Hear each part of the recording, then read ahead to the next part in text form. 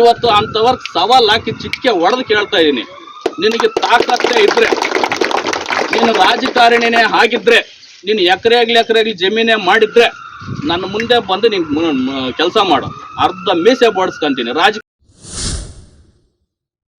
ಎಲ್ಲಾರ್ಗೂ ಹೇಳ್ತೀನಿ, ನೀವ ಅಥವಾ ನಾನು 1.5 ಎಕರೆ ಮಾಡ್ಕೊಂಡು ಜನಕ್ಕೆ ನಾನೇನು ಮಾಡ್ತೀನಿ, ನೀನು ಕೋಟಿಗೆ ದುಡ್ಡು ಮಾಡ್ಕೊಂಡು ಬ್ಯಾಂಕ್ ಬ್ಯಾಲೆನ್ಸ್ ಮಾಡ್ಕೊಂಡು ಎಕರೆಗ್ಲಿ ಜಮೀನು ಮಾಡ್ಕೊಂಡು ನೀನೇನ್ ಮಾಡ್ತೀಯ? ಇಲ್ದು ಬಿಡ್ರಿ. ಜನ್ಮದಿನದಂದೇ ರಾಜಕಾರಣಿಗಳ ವಿರುದ್ಧ ರೊಚ್ಚಿಗೆದ್ದ ಸಿಎಂ ಬೈರೇಗೌಡ. ಹೌದು ವೀಕ್ಷಕರೇ, ಜನ್ಮದಿನದ ಸಂಭ್ರಮದ ನಡುವೆ ರಾಜಕಾರಣಿಗಳ ವಿರುದ್ಧ ಸಿಎಂ ಬೈರೇಗೌಡರು ರೊಚ್ಚಿಗೆದ್ದಿದ್ದಾರೆ. ತಮ್ಮ ಸಮಾಜ ಸೇವೆಗೆ ರಾಜಕೀಯ ವ್ಯಕ್ತಿಗಳು ಅಡ್ಡಿಪಡಿಸುತ್ತಿದ್ದಾರೆ ಎಂದು ಆರೋಪಿಸಿರುವ ಅವರು ತಮ್ಮ 10,000 ಮನೆ ನಿರ್ಮಾಣದ ಕನಸಿಗೆ ಅಡ್ಡಿಪಡಿಸುವವರಿಗೆ ಖಡಕ್ ಸವಾಲು ಹಾಕಿದ್ದಾರೆ. ಶಿಡ್ಲಘಟ್ಟ ತಾಲೂಕಿನ ಚೀಮನಹಳ್ಳಿ ಗ್ರಾಮದ ತಮ್ಮ ತೋಟದ ಬಳಿ ಮಾನವ ಹಕ್ಕುಗಳ ಕಮಿಟಿ ಪದಾಧಿಕಾರಿಗಳೊಂದಿಗೆ ಆಯೋಜಿಸಿದ್ದ ಉಚಿತ ಮನೆ ನಿರ್ಮಾಣ ಸಾಮಗ್ರಿಗಳ ವಿತರಣೆ, ಕುಂದುಕೊರತೆಗಳ ಸಭೆ ಹಾಗೂ ಜನ್ಮದಿನದ ಆಚರಣೆ ಕಾರ್ಯಕ್ರಮದಲ್ಲಿ ಸಿಎಂ ಬೈರೇಗೌಡರು ಮಾತನಾಡಿದರು.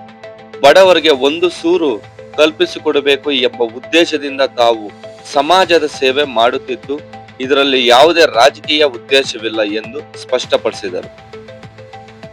ತಮ್ಮ 10,000 ಮನೆ ನಿರ್ಮಾಣದ ಯೋಜನೆಗೆ ಕೆಲ ರಾಜಕೀಯ ವ್ಯಕ್ತಿಗಳು ಅಡ್ಡಿಪಡಿಸುತ್ತಿದ್ದಾರೆ ಎಂದು ಆರೋಪಿಸಿದ ಸಿಎಂ ಬೈರೇಗೌಡರು ಅಡ್ಡಿಪಡಿಸುವವರಿಗೆ ಸವಾಲು ಹಾಕಿದರು. ತಾವು ನೀಡುತ್ತಿರುವಂತೆ ಉಚಿತ ಮನೆ ನಿರ್ಮಾಣ ಸಾಮಗ್ರಿಗಳನ್ನು ರಾಜಕೀಯ ಮುಖಂಡರು ನೀಡಲಿ, ಆಗ ತಮ್ಮ ಸಮಾಜ ಸೇವೆಗೆ ಅಡ್ಡಿಪಡಿಸುವುದನ್ನು ಒಪ್ಪಿಕೊಳ್ಳುವುದಾಗಿ ಹೇಳಿದರು.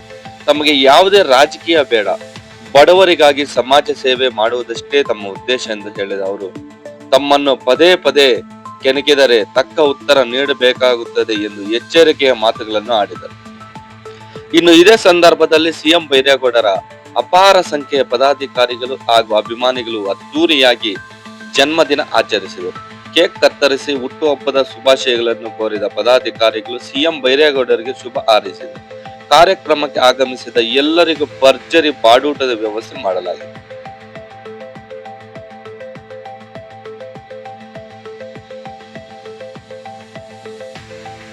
ಒಟ್ಟಿನಲ್ಲಿ ಜನ್ಮದಿನದ ಸಂಭ್ರಮದ ಜೊತೆಗೆ ಬಡವರಿಗೆ ಉಚಿತ ಮನೆ ನಿರ್ಮಾಣ ಸಾಮಗ್ರಿಗಳ ವಿತರಣೆ ಹಾಗೂ ಕುಂದುಕೊರತೆಗಳ ಸಭೆ ನಡೆಸಿದ ಸಿಎಂ ಬೈರೇಗೌಡರು ತಮ್ಮ ಸಮಾಜ ಸೇವೆಗೆ ಅಡ್ಡಿಪಡಿಸುವ ರಾಜಕೀಯ ವ್ಯಕ್ತಿಗಳ ವಿರುದ್ಧ ಅಸಮಾಧಾನ ವ್ಯಕ್ತಪಡಿಸಿದ್ದು, ಇದೀಗ ಅವರ ಹೇಳಿಕೆಗಳು ರಾಜಕೀಯ ವಲಯದಲ್ಲಿ ಚರ್ಚೆಗೆ ಕಾರಣವಾಗಿವೆ.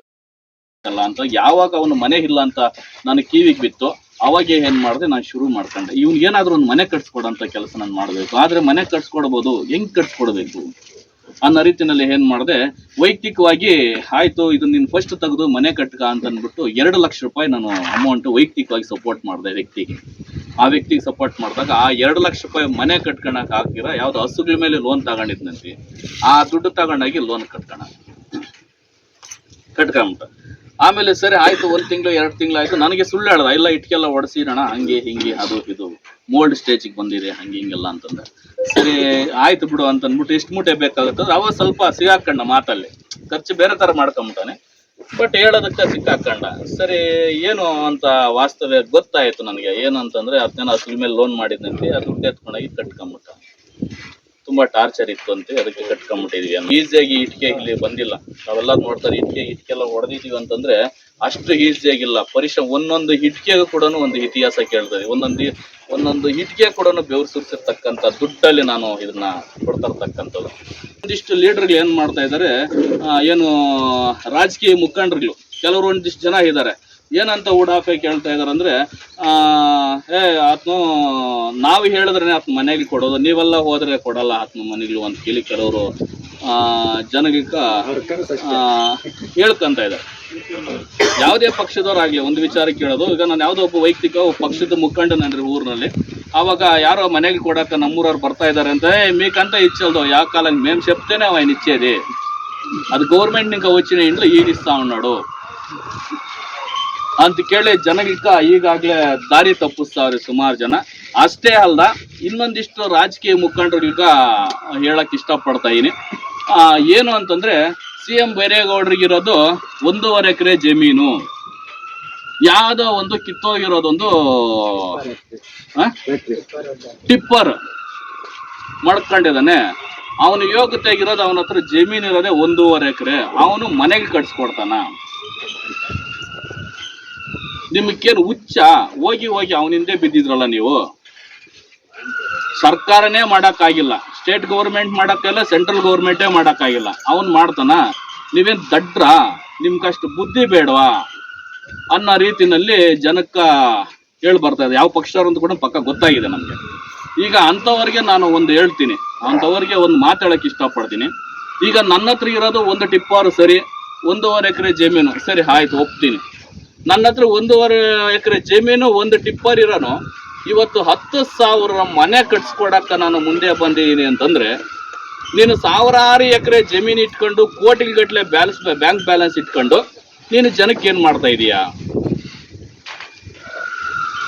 ನೀನೇನ್ ಮಾಡ್ತಾ ಇದೀಯ ಜನಕ್ಕ? ಫೀಲ್ಡ್ಗೆ ಇಳಿದು ಬಿಡ್ರಣ, ಬಹಿರಂಗವಾಗಿ ಫೆಂಡಲ್ ಹಾಕ್ಸಿ ನಾನೇ ಪಬ್ಲಿಕ್ ಅಲ್ಲಿ ಇಡೀ ಜಿಲ್ಲಾದ್ಯಂತ ಪ್ರತಿ ಒಂದು ಗ್ರಾಮದಿಂದನೂ ನಾನು ಜನನ್ ಕರೆಸ್ತೀನಿ. ಅರ್ಥ ಇದೆ? 10 ವರ್ಷದೊಳಗಡೆ ನಾನು ಹೇಳ್ತಾ ಇದೀನಿ, 10 ವರ್ಷದೊಳಗಡೆ 10,000 ಮನೆ ಕಟ್ಸ್ತೀನಿ. ಗುಡಿಸಲು ಮುಕ್ತ ಜಿಲ್ಲೆ ಮಾಡೇ ಮಾಡ್ತೀನಿ, ಗುಡಿಸಲು ಜಿಲ್ಲೆ ಮಾಡೇ ಮಾಡ್ತೀನಿ. ಅಂಥವ್ರಿಗೆ ನಾನು ಹೇಳಕ್ ಇಷ್ಟಪಡ್ತೀನಿ, ದಯವಿಟ್ಟು CM ಬೈರೇಗೌಡರ ಬಗ್ಗೆ, ಅವ್ರ ವೈಯಕ್ತಿಕವಾಗಿ ವಿಚಾರವಾಗಿ ಬಗ್ಗೆ ಇರೋದು 1.5 ಎಕರೆ ಅಂತ ಮಾತ್ರ ನೀವು ಚಿಂತೆ ಮಾಡಬೇಡ್ರಿ. ನಾನು ಏನಾದರೂ ಫ್ರೀ ಮನೆಗೆ ಬಿಟ್ಟು ಸಂಘಟನೆ ಬಿಟ್ಟು ಆಚೆ ರಾಜಕೀಯಕ್ಕೆ ಬಂದಂದ್ರೆ ನಿಮ್ಗೆ 2-3 ಕಟ್ಟಿಬಿಡ್ತೀನಿ. ಏನ್ ಹೇಳ್ರಿ? ಸಂಘಟನೆ ಬಿಟ್ಟು ಆಚೆ ಬಂದು ಫ್ರೀ ಮನೆಗಳನ್ನ ನಿಲ್ಲಿಸಿಬಿಟ್ರೆ ಇಡೀ ರಾಜಕೀಯ ತಂಡ ಟೋಟಲ್ ಏನಾದ್ರು ನಿಮ್ಗೆ ಗಂಟೆ ಬಂತು, ಎಲ್ಲಾ ಪಕ್ಷದವ್ರಿಗೂ ಸವಾಲ್ ಹಾಕ್ತೀನಿ. ಇವತ್ತು ಟೋಟಲ್ ನೀವೆಲ್ಲರೂ 2-3 ಕಟ್ಟಿಬಿಡ್ತೀನಿ. ಬೈರೇಗೌಡರ ಬಗ್ಗೆ ತಿಳ್ಕೊಳ್ಳೋದು ಜಾಸ್ತಿ ಇದೆ. ಮಾತಾಡ್ಬೇಕಾದ್ರೆ ಬಾಯಿ ಹಿಡಿತದಿಂದ, ನಾಲಿಗೆ ಹಿಡಿತದಿಂದ ಇರ್ಲಿ, ಅಥವಾ ರಾಜಕೀಯ ವಿಚಾರವಾಗಿ ನಾವು ಈಗಾಗಲೇ ಯಾವುದು ಸಹ ಯಾರ ಬಗ್ಗೆ ಟೀಕೆ ಟಿಪ್ಪಣಿ ಮಾಡಕ್ ಹೋಗಿಲ್ಲ, ಯಾರ ಬಗ್ಗೆನೂ ನಾವೇನು ಇದು ಮಾಡಕ್ ಹೋಗ್ತಾ ಇಲ್ಲ. ನಿಮ್ಮ ಕೆಲಸ ನಿಮ್ಮದು, ನಮ್ಮ ಸೇವೆ ನಮ್ಮದು.